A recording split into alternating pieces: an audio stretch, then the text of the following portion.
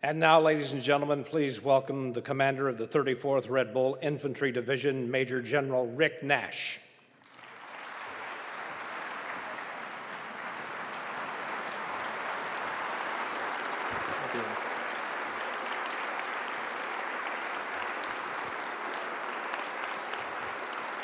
Thanks. Please be seated. As Senator Franken stated, I think I was in that phone booth, so I love you. Don, it's great to see you again, and thanks for giving of your time to the Red Bulls and for the time you spent with us in Iraq, reporting our stories, reporting about those human interest stories and about our soldiers. And so we appreciate that. And we're taking somewhat of a poll among those soldiers that were deployed, the 1,200 plus soldiers from Minnesota. As you know, and as the governor indicated, Don got that tattoo with the Red Bull. And so the poll that's being taken is whether I should get a WCCO tattoo. But it's great to have you with us and emceeing this great homecoming event. Governor Plenty, as you stated, your 2 terms as governor, and now you've decided to seek other opportunities. There's something going on here because during your 2 terms I've been deployed twice, so I was somewhat relieved that I'm not sure I had a 3rd deployment in there, but it's great to see you and the First Lady here. When I last spoke to you at our departure ceremony in February of 2009, I highlighted the unique spirit of service that our Red Bull citizen soldiers possess. And I'm proud to report that your soldiers did a magnificent job. Fellow Red Bulls, congratulations on a job well done and your completion of a tremendously successful operation. I am in awe of your achievement. As a team, the Red Bulls have exceeded the objectives that we had set out to accomplish. We left Iraq with a more capable security force. The government of Iraq has increased their ability to provide for the well-being of its Iraqi citizens. And we have set the conditions for a successful drawdown of U.S. military forces from Iraq. And your achievements were noteworthy. Violence was reduced in our area, even during the traditional religious holidays of Ramadan, Ashura, and Shaibaniyah. We recently moved all of our forces out of the cities which is a major milestone for implementing the security agreement that was signed in January of 2009. We set the stage for the 2nd democratic nationwide election that peacefully occurred on March 7th of this year. According to General Odierno, commander of all forces in Iraq, this is the single most important event in the past 7 years. That's pretty significant when General Odierno says that this democratic election just held was the most significant, and will set the stage for the next decade. We drastically reduced the footprint of all U.S. forces and bases in our area. You heard tonight some of the descriptions of what was accomplished by the soldiers sitting in this audience tonight. The men and women of the 34th Division, 275 communities across Minnesota and 14 states contributed to that effort. Today, before I came to the event, I received a letter that I also want to tell the soldiers, and this is for the soldiers and the families in the audience to hear this. And it says, "Dear Rick, I would like to congratulate you and the Red Bull divisions on a successful deployment in support of Operation Iraqi Freedom. The men and women of your headquarters made huge gains working with our Iraqi partners. The work they did in the South, training the Iraqi army and police, will make a lasting difference in the lives of the Iraqi people.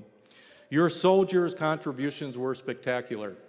Your battle streamer is only a small token of our nation's appreciation for the many sacrifices your unit made, both in battle and at home. Sheila and I offer best wishes to you and your soldiers during your well-deserved rest and reunion with your families. You have our deepest respect and heartfelt gratitude. Sincerely, George W. Casey, General United States Army." Ladies and gentlemen, he's the Chief of Staff of the Army, and so he just wanted to have that pass along to you at this event this evening. I'm confident that through your actions, America will be able to live up to its commitment of ending combat operations on August 31st, 2009, and transition from Operation Iraqi Freedom to Operation New Dawn. You have made lasting impression on the people of Iraq, and your professionalism will endure in the history and legacy of the Red Bulls. The last time that the 34th Infantry Division headquarters was deployed was in World War II. You can be proud that you were part of this historic deployment in your personal sacrifice, as well as the sacrifice of your families, communities, and employers. This was a worthwhile and worthy investment that will improve the lives of millions of people, just as our predecessors have done before us. To our elected officials, business and labor leaders, education professionals, and civic leaders with us here tonight, I ask you to look at the faces of these patriots sitting here tonight and know that our future as a state is bright. I can tell you with firsthand knowledge that when our service members return to Minnesota, they are not the next generations of problems. Instead, they are the next generation of leaders.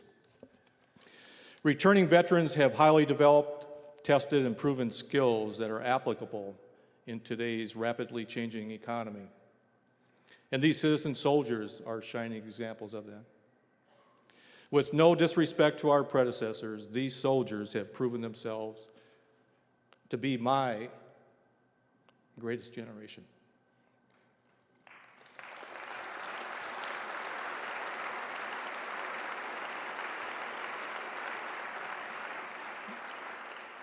Our citizen soldiers have a principled, selfless service that is essential to the maintenance of a free government.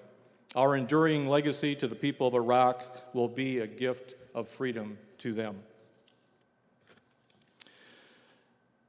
Governor, in honor of these great soldiers and their families, you presented me and the Command Sergeant Major with this Minnesota flag at our departure ceremony in February 2009 in St. Paul.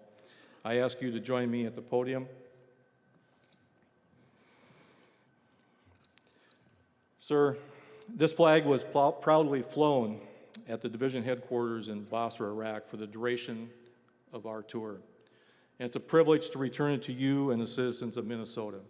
This flew over our headquarters in Basra, and that headquarters, for some of the older veterans in the room and those that follow the history of the Red Bull Division, was named the General Jack Vesey headquarters. So for as long as that building and that base exists in Iraq, it will be known as the General Jack Vesey headquarters. And so that's an honor to General Jack Vesey, who served with the Red Bulls in World War II, started off marching to the train station in February 10th, 1941, prior to World War II. As a corporal, during the invasion of Anzio in Italy, he was commissioned as a second lieutenant and then rose to the rank of chairman of the Joint Chiefs of Staff, serving with President Ronald Reagan. So it's in his honor. Sir, this is the flag we'd like to present to you this evening. Thank you. Thanks for being here. Appreciate it.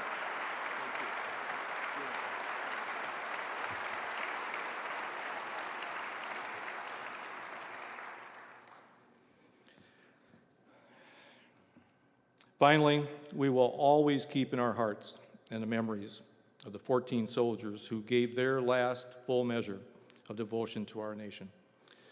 I ask that you keep their families and loved ones and those of all of our fallen soldiers in all of our services, all of our sailors, Marines, airmen, and Coast Guardsmen who've given their last full measure. And I am humbled to have served with each and every one of you. My wife, Jeanette, and I thank you for being part of our lives. So may God bless you, and may God continue to bless the United States of America. Thank you.